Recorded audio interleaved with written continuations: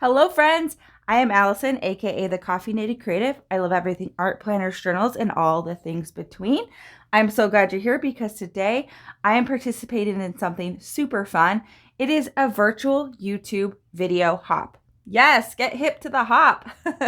What we are doing, there's 7 of us, we are using this hashtag 4S spread, and challenging each other to use 4 different components in our spread. They are stencils, stamps, stickers, and scraps. So not only will you get to see 7 different people take on this challenge, you too can take on the challenge.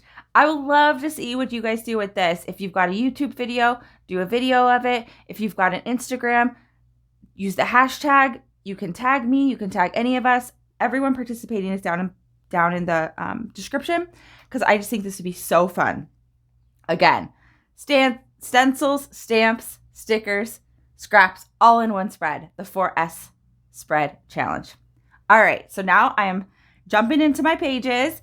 These 2 pages are a Monday and a Tuesday. Again, I'm working in my Hobonichi avec, which is getting fat, y'all. This is the end of June, and the hump is very big, but that's okay. The stencil I'm using is by Balzer Designs, so I think I got it. I'm not exactly sure where I got it, but I really like it. But it's very big. It's a 12 by 12 stencil. And I really like the kind of wonky geometric pattern, but it's quite big compared to what I normally do. So I just decided to go with it and see what I could, accomplish. I didn't really have a hard and fast plan with these pages. This is a Monday and a Tuesday in June. So I am taking Ranger Distress Oxide ink and basically using the little dabber, the Ranger dabber, to put down the stencil, to use the stencil to create my image. Now I'm drying it because that Distress Oxide ink does definitely require drying. And because the color at this point is super bright, I decided to tone it down. And one of the cool things about the oxide inks is that they are water activated. So I use that spray bottle to sort of spray over the stencil and pull up some of that pigment.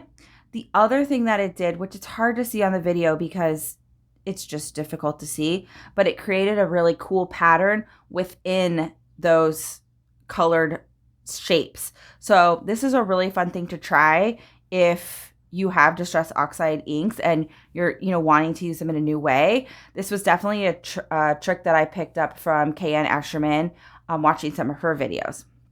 Anyways, so I did this on both pages.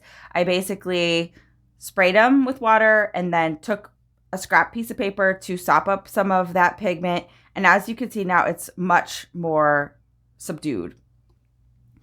So that's one of the challenges. Check box done. Stencil done. Now I'm using stickers. Who doesn't love stickers? I love stickers. Man, that was not a difficult part of the challenge at all. But these stickers were actually pretty cool because I got them at the dollar spot at Target, and I think they were like 35 cents. They were super reduced on sale. I guess they were marketed to people who were, organizing a wedding. So they all like stickers for like wedding tables and like Mrs. and Mr. and all that kind of stuff. Anyways, there was a ton of stickers, 35 cents. I was super pumped. So on the days, as you can see right now, I am actually organizing my photos because I did print some photos. And what I did was I actually printed them on clear matte label paper. But I realized that because of the stencil pattern and because the clear matte label paper often is you can see through it, I wanted to put some of them on a white background so that they weren't so see-through. So that's why you saw me stick them down onto this piece of white paper, which is actually sticker paper. So it's like sticker paper on sticker paper. Yeah. But this picture that I am sticking down right now is just the clear matte label paper. And what it is a picture of is my daughter, because on this day, it was a Monday, the 14th of June, I had been out of town the weekend right before this Monday. I came back on Sunday night, essentially, and I had Monday off. So this was a day off for me. I took it off from work, and that's what I'm documenting. So as part of this day, we went down to the lake because I do live in Chicago. So now I'm working on that stamp element of the challenge. These are Diane Reevely stamps. Again, I don't exactly know where I got them. I think I got them at Michael's in the super clearance aisle. I always pretty much just look at the clearance aisle because who wants to pay full price? No one. But those heart stamps are pretty cool. I decided to use StazOn ink because I thought that I might overlap with the clear matte label paper. And with clear matte label paper, if you use regular ink, like any kind of ink besides StazOn, it will bleed. But I ended up not going over it. I will tell you that the StazOn ink bleeds bad through the page. So I will have to deal with that when I work on the 13th. But as you can see now, I'm just putting down those stickers. I put the 14th and the 15th, both from those dollar spot stickers, and then some printables as well. So what I'm outlining right now is a printable from K.N. Escherman. I think her company name is Victory Roads, I think. But it is a picture of a mountain. And what you see me doing now is dusting off my old planner sticker books. I have many a Happy Planner sticker book, and I decided to basically use the colorful boxes because I have a lot of them. So I'm trying to create places to write. What you saw me just put a sticker over was a little, basically, it says Home Sweet Home, that yellow phrase on top of the picture. So that says Home Sweet Home. And I'm still using that sticker book. I believe it is colorful boxes and putting stickers all throughout. So that's what you've seen me done so far. That little green house that I stuck down, I believe is a Pocket Journal Pan printable. It could also be K.N. Escherman though. I'm not positive. Anyways, so we've got stamps done. We've got stencils done. We've definitely got stickers done.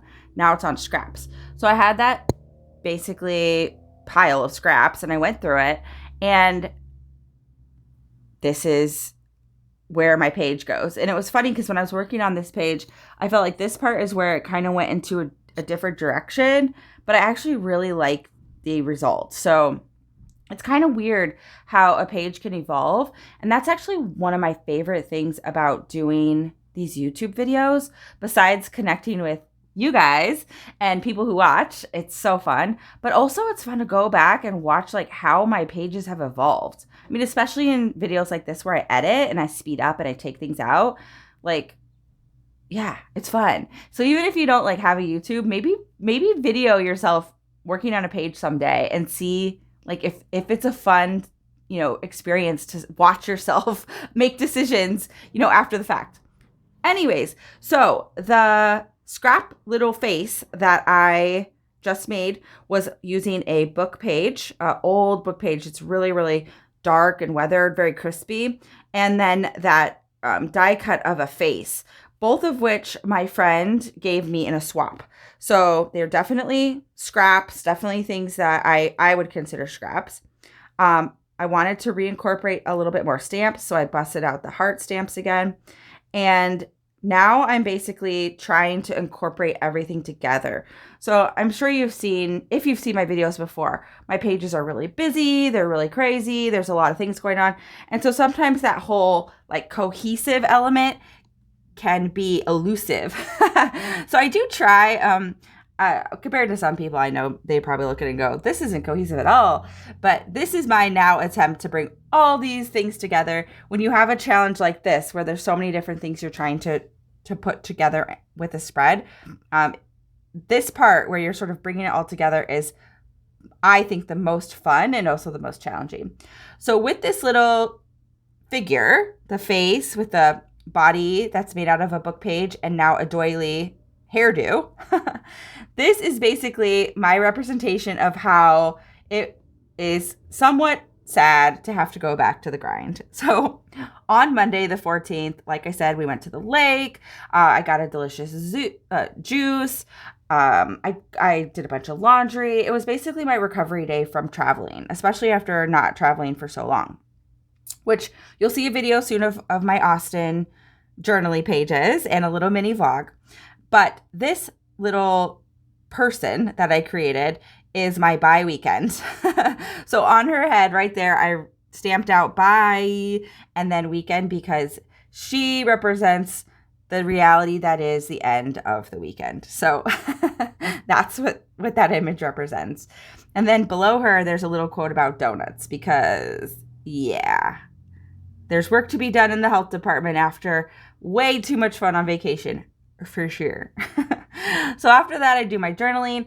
And the reason why I put down that printable of the mountain is because I had gone down a rabbit hole of YouTube videos about people who climb Mount Everest or like K2, these ridiculous mountains. And I just do not understand. I don't understand how people do it, like why they want to do it, how they it's just such a mystery to me. So that's how it was, that much of a mystery that I needed to document in my journal. So then I outline a bunch of stuff. I do a bunch more journaling. I talk about how this day was really busy. For any of you who, I'm sure many of you know, it doesn't matter what your job is, but after a vacation, oftentimes it feels like twice the amount of work to recover. It's like you get the rest and then it's like, wow, everything piled up while you were gone. So that's what that Tuesday represents. It's just my YouTube rabbit hole and then my sadness that the weekend or the vacation was over. Yep. So you're really seeing the majority of how the pages turned out at this point. I actually love the way these turned out. I think that it was really fun to try to challenge myself in this way. I mean, I love using these elements. Full disclosure, I did organize this hop, so perhaps I was a bit in my comfort zone compared to some, but not really, because I often don't hold myself to any particular, like, I will use these types of supplies. So this was a really fun experience. Last but not least, of course, I'm adding a few more finishing touches, including a bunch of rainbow stickers, actually, because on this day when we went downtown to the lake to have a little jog, have a little family time, we saw a rainbow.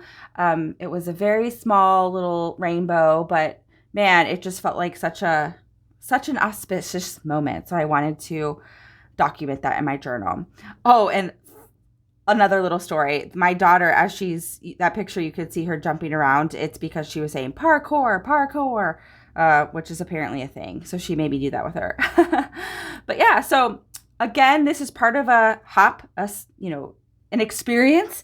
So the next on the hop is Crystal from Heart Musings with Crystal. She's linked below, and she's going to use this exact same challenge to create her spread. I can't wait to see what everyone does. All the folks participating are down in the description. Thank you so much for watching. It was fun to do, and I'll see you the next one.